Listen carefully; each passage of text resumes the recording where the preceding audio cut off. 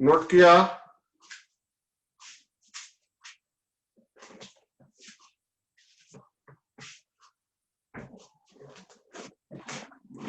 Clear बेटा? ये हो गया बोरेक्स वागा यूमेटिक ऑक्टाहेड्रल बोरेक्स फॉर्म और ऑक्टाहेड्रल फॉर्म Na2B4O7 डाइट form 5H2O used as a jewellery making. और यहाँ पर ये सोडियम मेटाबोरेट बन गया और बोरान ऑक्साइड, इसको मिलाकर के बोलते हैं ग्लासी मास। अब देखिए बोरेक्स बीट टेस्ट क्या होता है। बोरेक्स बीट टेस्ट होता है इस ग्लॉसी मास में, लिखना नहीं है सिर्फ सुनना है, इस ग्लॉसी मास में डी ब्लॉक के मेटल को मिला करके धीरे धीरे हीट करते हैं और उससे हम आइडेंटिफिकेशन करते हैं कि कौन सा डी ब्लॉक का मेटल हमें दिया गया था। तो उससे बोरेक्स बीट टेस्ट बोलते हैं। अगर ब्लू कलर आ जाता है,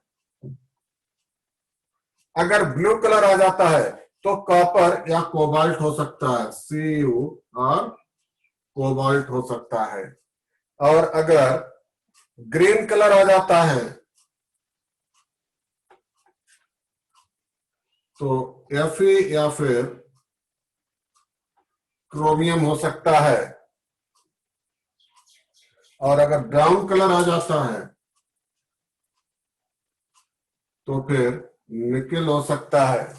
और अगर पिंक कलर आ जाता है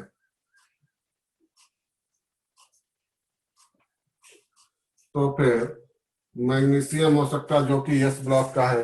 ये भी आईआईटी में क्वेश्चन पूछा गया था। बोरेक्स बीट टेस्ट में पिंक कलर दे रहा है, कौन सा मेटल है? 4 ऑप्शन थे, तो मैग्नीशियम मेटल है जो पिंक कलर दे रहा है। ध्यान रहे, क्या इस ग्लॉसी मास के साथ डी ब्लॉक का जो मेटल दिया गया उसको मिक्स करके धीरे धीरे हीट करते हैं तो बीड लाइक स्ट्रक्चर फॉर्म हो जाते हैं और उनके कलर, ये कलर्स आते हैं जिससे हम पता कर लेते हैं कौन सा मेटल हमें दिया गया था। लेकिन एक बार आईआईटी में क्वेश्चन आया था, बोरेक्स बीट टेस्ट में different colours of metal show करता है, किस कारण से करता है? ड्यू टू द, किसका फैक्टर? Due to the sodium metaborate की वजह से। किसके कारण ये कलर आते हैं? बोरेक्स बीट टेस्ट में जो कलर आते हैं वो किसके कारण आते हैं? सोडियम मेटाबोरेट के कारण आते हैं। क्लियर? नोट कर लिया बेटा? इंपॉर्टेंट क्वेश्चन है बोरेक्स बीट टेस्ट के। अब देखिए ये बोरेक्स खत्म हो गया। अब एक नेक्स्ट हेडिंग हम लोग करेंगे बोरेन। रफ कर देता हूं, ठीक है?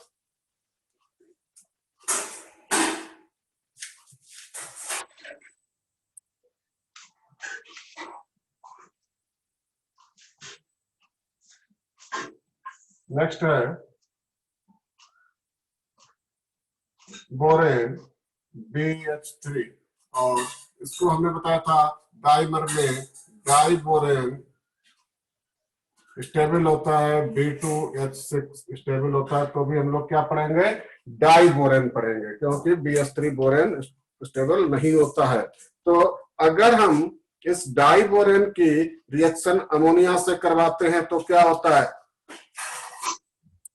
3B2H6 + 6NH3। ये देखिए क्या बन जाएगा? ये बनेगा B3N3H6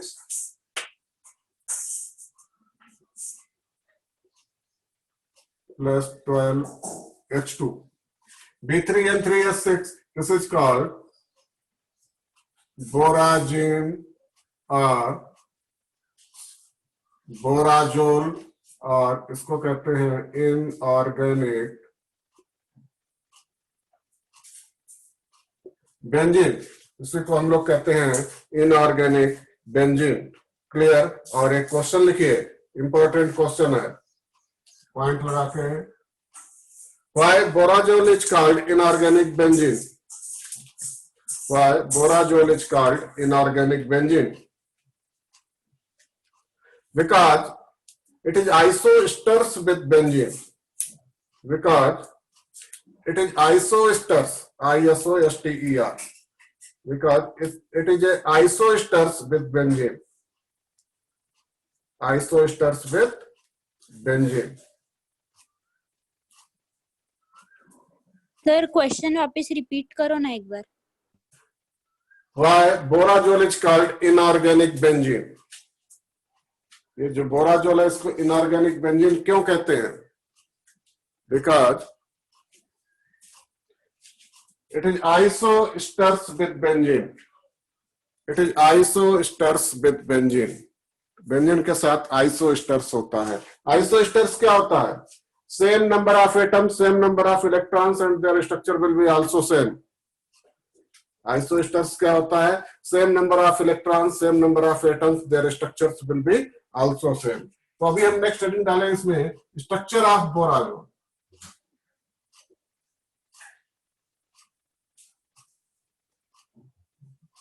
स्ट्रक्चर ऑफ बोराजोल देखिए जरा आप लोग ध्यान से, बड़ा इंपॉर्टेंट है स्ट्रक्चर. इसमें अल्टरनेट नाइट्रोजन लगाइए, अल्टरनेट बोरान लगाइए, और सभी से एक एक हाइड्रोजन.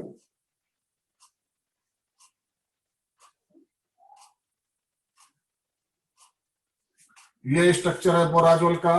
लेकिन ध्यान रहे नाइट्रोजन के ऊपर एक एक लोन पेयर ऑफ इलेक्ट्रॉन होता है, और nitrogen donates this lone pair of electron to form a bond.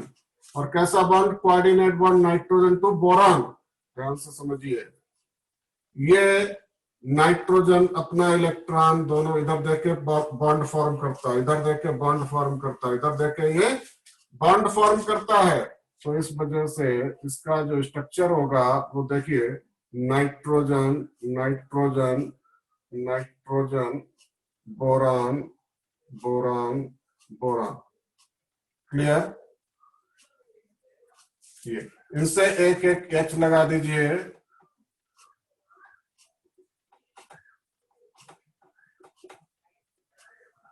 अब देखिए, ये जो बॉन्ड फॉर्म किया ये कोऑर्डिनेट बॉन्ड है नाइट्रोजन टू बोरान, और इस कोऑर्डिनेट बॉन्ड को हम सिंगल बॉन्ड ही एज्यूम करते हैं. एक्चुअली में ये बॉन्ड कैसा है? नाइट्रोजन टू बोरान, ये ऐसा कोऑर्डिनेट बॉन्ड होता है, कोऑर्डिनेट बॉन्ड होता है, लेकिन ये सिंगल बॉन्ड की तरह एज्यूम होता है. तो इसमें जो क्वेश्चंस आते हैं वो ऐसे हैं कुछ. यहाँ पर बोरान और नाइट्रोजन का हाइब्रिडाइजेशन क्या होगा? sp3 हाइब्रिडाइजेशन होगा, क्योंकि ये जो नाइट्रोजन के लोन पेयर ऑफ इलेक्ट्रॉन थे जिसने कोऑर्डिनेट बॉन्ड बनाया वो दोनों में अभी काउंट होंगे, जैसा कि अभी हमने आपको पीछे बता चुके हैं, NH3 और BF3 में बताया था. तो ये नाइट्रोजन में भी काउंट होंगे, बोरान में ये कोऑर्डिनेट बॉन्ड वाले इलेक्ट्रॉन काउंट होंगे. तो नाइट्रोजन और बोरान का हाइब्रिडाइजेशन कितना होगा? sp3 होगा. इसमें कितने, how many sigma and pi bond? 12 sigma and 3 pi bond. 12 sigma and 3 pi bond होंगे. नोट करिए, ये सब प्लेनर स्ट्रक्चर होगा, फिर बेंजीन की तरह ही स्ट्रक्चर होगा. बहुत इंपॉर्टेंट है बोराजोल. नोट करिए जल्दी से.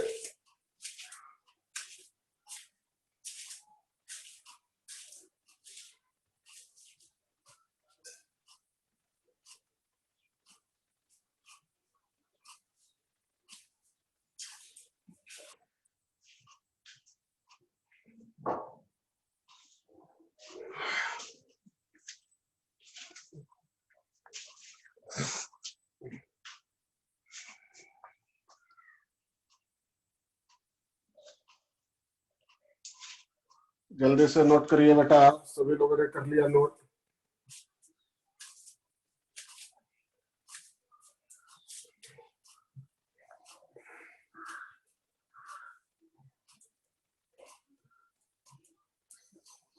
रफ कर दूं?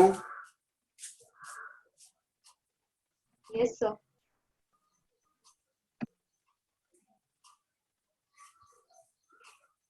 नेक्स्ट डालिए. देखिए, structure of diborane.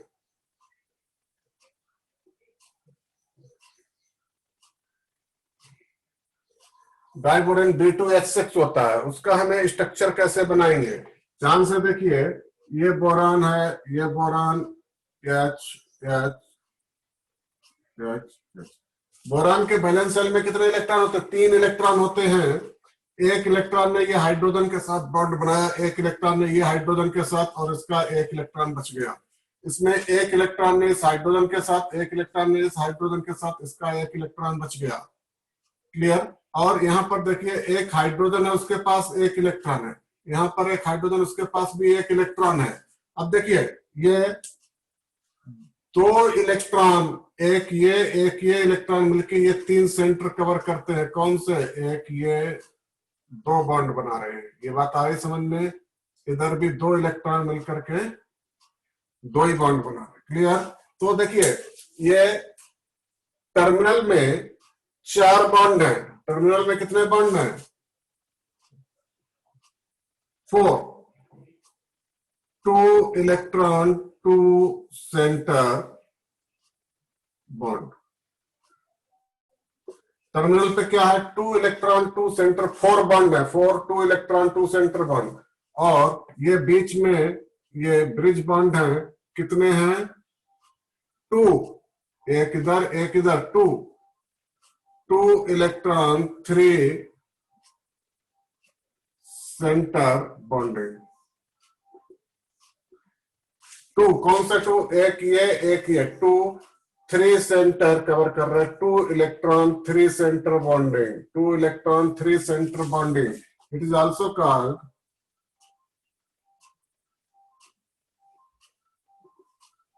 Banana bonding. और इसका स्ट्रक्चर कुछ इस तरीके से होगा। देखिए कि ये बी, ये एच,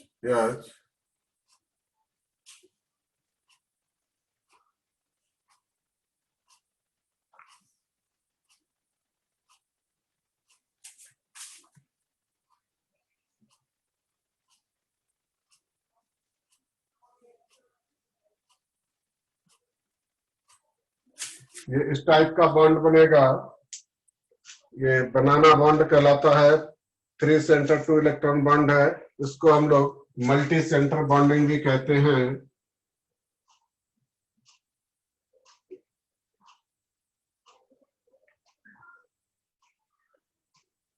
इसको हम लोग मल्टी सेंटर बॉन्डिंग भी कहते हैं। नोट कर लीजिए।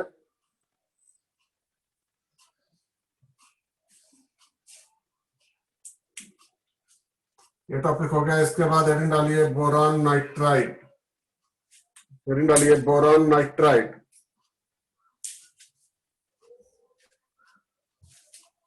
जल्दी से नोट करिए।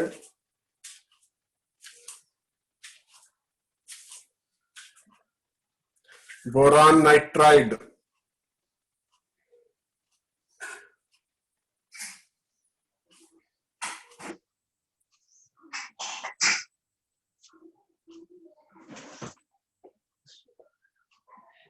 कर लिया बेटा? चलिए इसमें लिखिए it is also called inorganic graphite.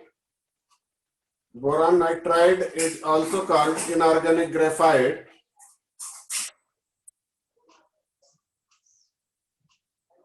because it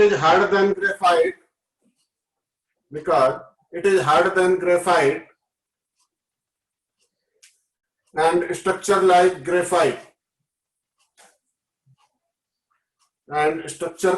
graphite,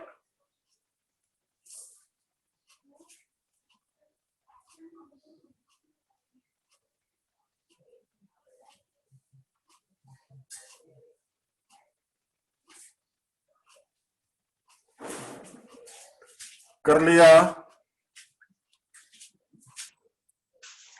अब देखिए एक हेडिंग डालिए लिथियम एल्युमिनियम हाइड्राइड, LiAlH4।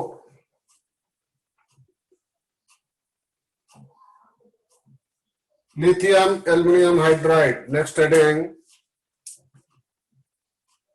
कैसे प्रिपेयर करते हैं? Aluminium hydride AlH3 plus LiH।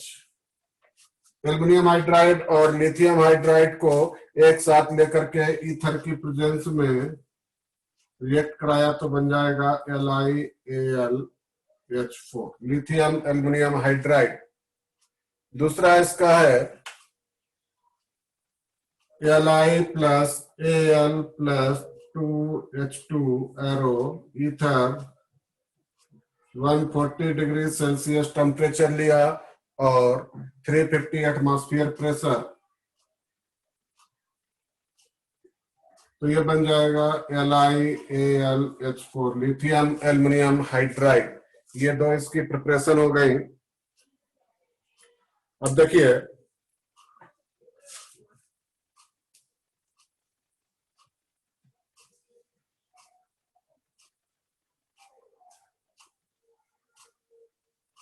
Point लगा के लिखिए, it is strong reducing agent, it is strong reducing agent.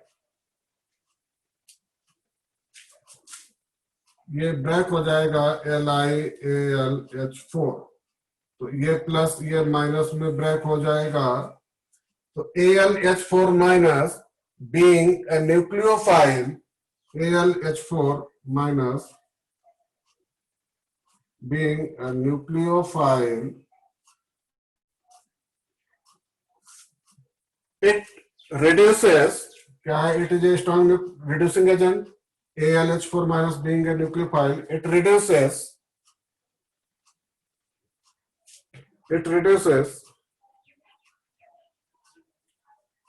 multiple bond between different electronegativity, multiple bond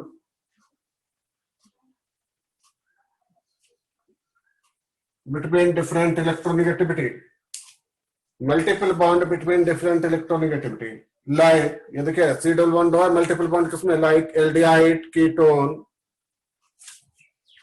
ये बॉन्ड किसमें होता है, carboxylic acid, aldehyde ketone carboxylic acid, और CN साइनाइड वाला, multiple bond between different electronegativity. It do not reduces, it do not reduces C double bond C, ये C double bond C को reduce नहीं कर पाता है, मतलब सेम इलेक्ट्रोनेगेटिविटी के बीच double bond. It do not reduces C double bond C। कर लिया, it do not reduces C triple bond C। अब देखिए इसका स्ट्रक्चर क्या होगा, स्ट्रक्चर ऑफ LiAlH4 क्या स्ट्रक्चर होगा, ध्यान से देखिए, ये LiAlH3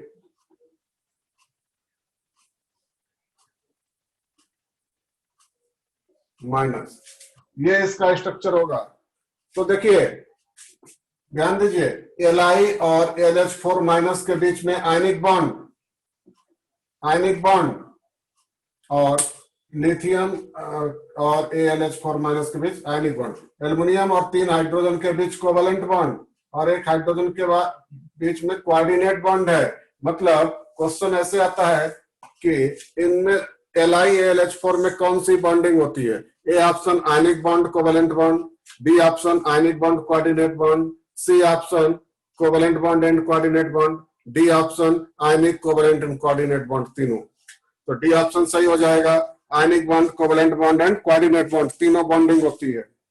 इस तरीके से क्वेश्चन आता है, नोट करिए, बहुत फास्ट नोट करिए बेटा।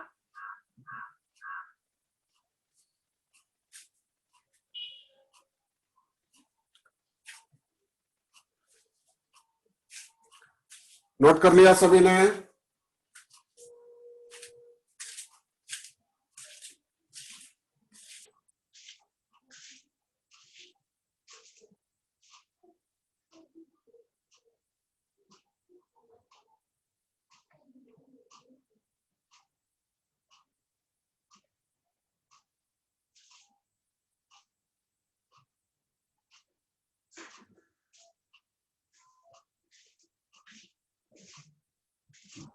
नोट कर लिया बेटा। नेक्स्ट में कहने वाली है एलम्स।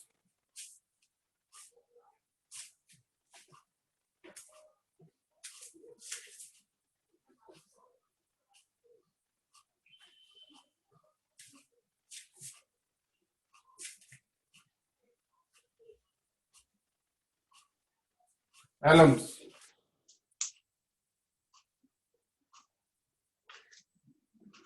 देखिए वेरी कॉमन एलम होता है पोटासियम, K2SO4 Al2SO4 का whole thrice dot 24H2O। Alum क्या होता है? Double salt. डबल सॉल्ट क्या होता है? दो सिंपल सॉल्ट। आपको कोऑर्डिनेशन कंपाउंड में बात बताई थी। एलम क्या है? Double salt. डबल सॉल्ट क्या होता है? दो simple salt. K2SO4 dot Al2SO4 का होल थ्राइस डॉट 24H2O। ये क्या है? Potash alum. अगर दूसरा अमोनियम एलम की बात करें तो K2 की जगह पे NH4 का whole twice SO4 dot Al2SO4 का होल थ्राइस डॉट 24H2O। अगर इसकी जगह पे हम सोडियम एलम की बात करें तो यहाँ पर Na2SO4 डॉट Al2SO4 का होल थ्राइस डॉट 24H2O। अगर हम क्रोम एलम की बात करें तो K2SO4 डॉट Cr2SO4 का whole thrice dot 24H2O, chrome alum. तो ये सभी हमारे एलम्स के टाइप हो गए। और इसके बाद अगर हमने ये पोटास एलम को लिया और उसको क्या किया? हीट किया 200 डिग्री सेल्सियस पर, तो क्या होगा? देखिए K2SO4 डॉट Al2SO4 का होल थ्राइस डॉट 24H2O, इसको 200 डिग्री सेल्सियस पर हीट किया तो ये अलग अलग हो जाएगा। K2SO4 dot Al2SO4 plus 24H2। मतलब ये H2O जो है वो बाहर निकल जाएगा, डिहाइड्रेट हो जाएगा। क्या हो जाएगा? डिहाइड्रेट हो जाएगा 200 डिग्री सेल्सियस पर। और अगर फिर हमने इसको रेड हॉट किया, ये देखिए ये हमारे पास बचा हुआ है, इसको हमने रेड हॉट किया तो क्या हो जाएगा? K2SO4 अलग हो जाएगा प्लस Al2O3 प्लस 2SO3, ये बन जाएगा। तो यही क्वेश्चन होता है इंपॉर्टेंट। क्या SO3 का होल थ्राइस है तो यहाँ 3 कर लीजिए, 3SO4। क्वेश्चन यही होता है। क्या अगर पोटास एलम को रेड हीट किया तो कौन सी गैस निकलती है? पोटास एलम को रेड हीट किया तो कौन सी गैस निकलती है? SO3 गैस निकलती है। नोट कर लीजिए कौन सी गैस निकलती है? SO3 गैस निकलती है। पोटास एलम को रेड हीट किया। नोट किए बेटा? नोट कर लीजिए। पोटास एलम को हीट किया तो कौन सी गैस निकलती है? SO3।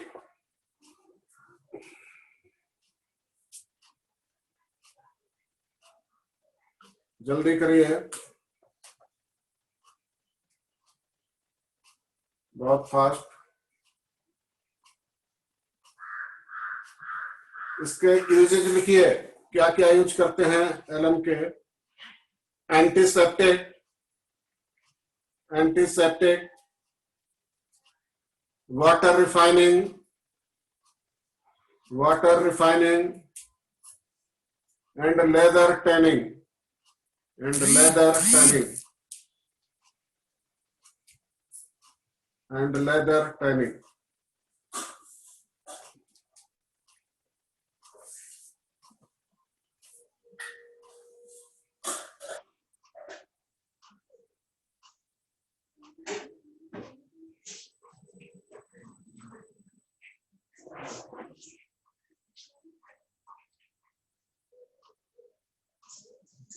नोट कर लिया बेटा? रफ कर दूं?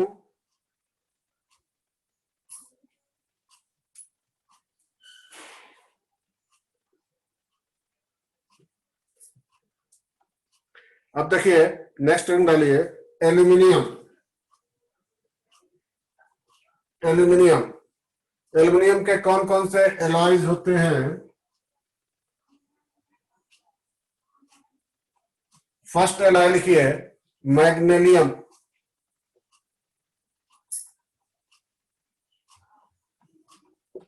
Magnesium MAGNALLIEM।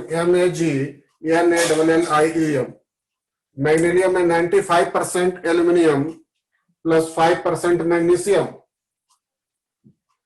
95% aluminium plus 5% magnesium. Second ड्यूराल्यूमिन,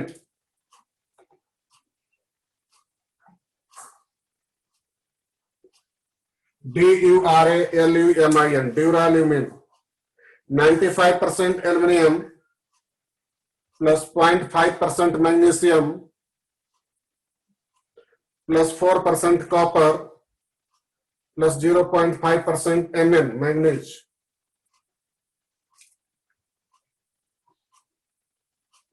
sir एक बार रिपीट कर दो ना ड्यूराल्यूमिन। सर रिपीट करो ना। 95% एल्यूमिनियम, 0.5% मैग्नीशियम, 4% कॉपर और 0.5% मैग्नीज। नेक्स्ट है निकलॉय, निकलॉय NiCkeLoy 95% एल्यूमिनियम, 1% निकल, 4% कॉपर।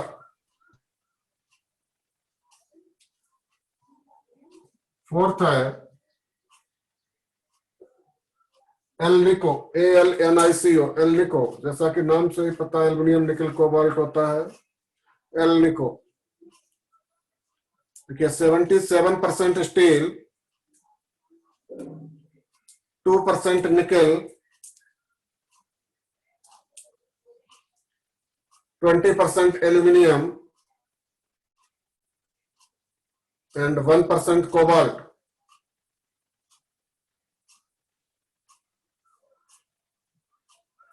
नेक्स्ट एक पॉइंट लगा के लिखिए aluminium is the third most abundant element of earth crust.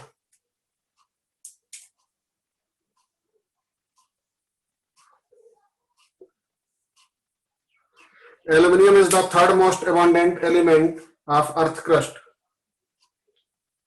First most abundant oxygen, second most abundant silicon. Aluminium is the third most abundant element of earth crust. First most abundant oxygen, second most abundant silicon. Next डालिए important ores. Important ores में corundum first COREN DUM Al2O3 होता है। Second important और होता है aluminium का diaspore Al2O3.H2O। और third होता है एल्यूमिना या बॉक्साइट, बोलिए bauxite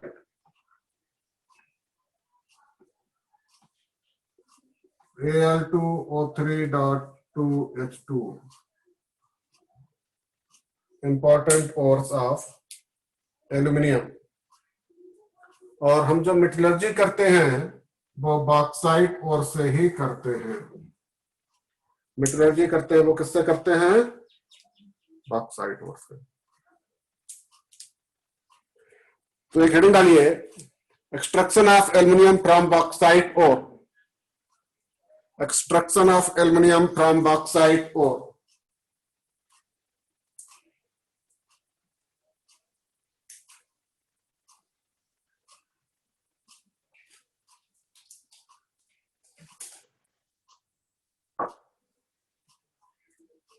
Extraction of aluminium from bauxite ore.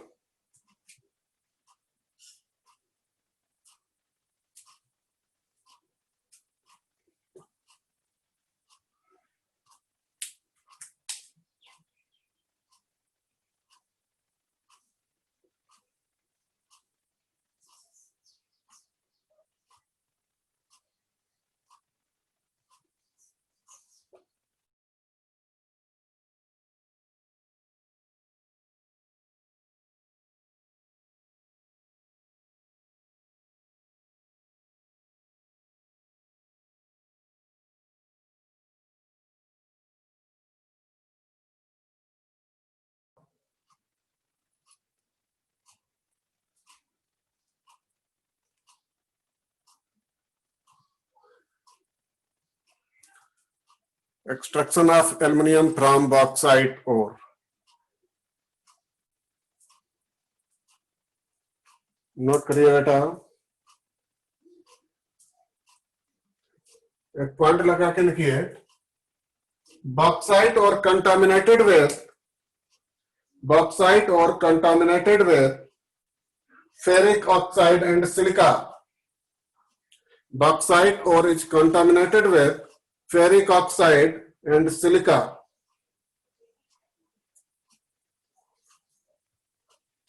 और ये 3 प्रोसेस में होता है. फर्स्ट है प्योरिफिकेशन ऑफ बॉक्साइट और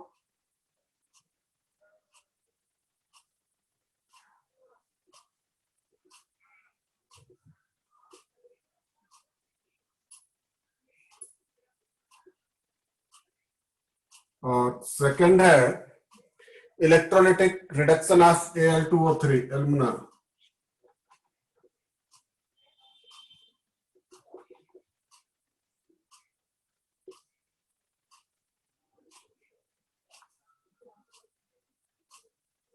इलेक्ट्रोलिटिक रिडक्शन ऑफ एल्यूमिना. और थर्ड है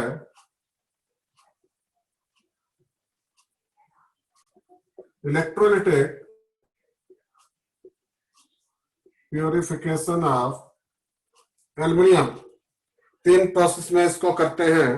तो सबसे पहला purification of bauxite ore. Purification of bauxite ore को 2 प्रोसेस में करते हैं क्योंकि it contaminated with ferric oxide and silica. तो removal of ferric oxide by Bayer's process.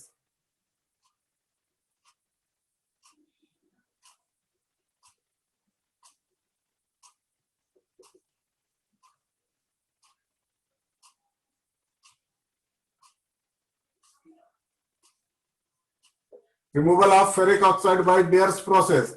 Second है removal of silica by Serpeck process. Removal of silica by Serpeck process. इससे करते हैं, जल्दी से नोट करिए, फास्ट नोट करिए.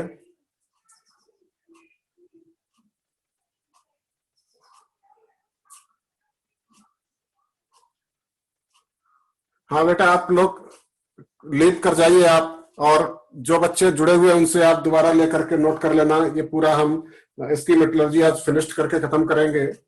सैली, यस सर. हाँ आप बेटा जाना चाहते हो?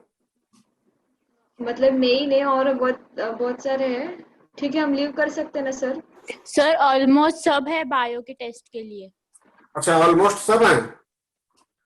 हाँ. ठीक है बेटा, 2 मिनट रुकिए. 2 मिनट बाद अभी मैं क्लास ओवर करता हूँ. 2 मिनट रुकिए. ठीक है, ठीक है सर, कोई बात नहीं. ठीक है. नेक्स्ट इसमें अभी हम लोग बेयर्स प्रोसेस और सरपेट प्रोसेस से ये प्योरिफिकेशन करेंगे. तो हेडिंग डाल के रखिए BAYER बेयर्स प्रोसेस. ठीक है, ये बेयर्स प्रोसेस को हम लोग करेंगे. ठीक है बेटा, नेक्स्ट लेक्चर में हम लोग बेयर्स प्रोसेस को करेंगे. यहां तक नोट करके रखिए. और थोड़ा सा बचा हुआ था 5 मिनट का, नेक्स्ट क्लास में करके फिर उसके बाद हम लोग नया टॉपिक एक लेंगे, और वो होगा कौन सा? एलिंगन डायग्राम. एलिंगन डायग्राम, मेटलर्जी से ही रिलेटेड. ये हम लोग कल करेंगे. ठीक है बेटा? ठीक है सर. ठीक है, तो सभी लोग, अभी मैं एंड करता हूं मीटिंग को. आज कोई प्रॉब्लम तो नहीं आई बेटा? आज सब कुछ क्लियर, वॉइस क्लियर और दिख भी रहा है क्लियर? यस हाँ सर. हाँ ठीक है बेटा. Okay, thank you. कल 1 बजे फिर मिलते हैं. Yes sir.